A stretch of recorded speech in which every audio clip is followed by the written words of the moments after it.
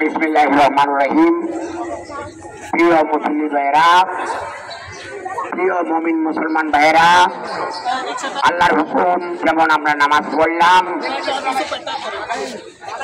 একটি কথা না বললেই নয়, আমাদের ইমানি দায়িত্ব। আজকে ইহুদি নাসারাদের বিরুদ্ধে সময় এসেছে প্রতিবাদ করা। আমাদের ৩০ কোটি মুসলমান আজ আমরা বিশ্বভাবে মাইক খাচ্ছি, আমাদের কপালে হয়ে এটা বুঝতে পারে। বুঝতে হবে মুমিন মুসলমান ভাইদের একটি কথা, সারা বিশ্বের মুসলমান একটি বডির মতো যদি আমাদের ইমানি দায়িত্ব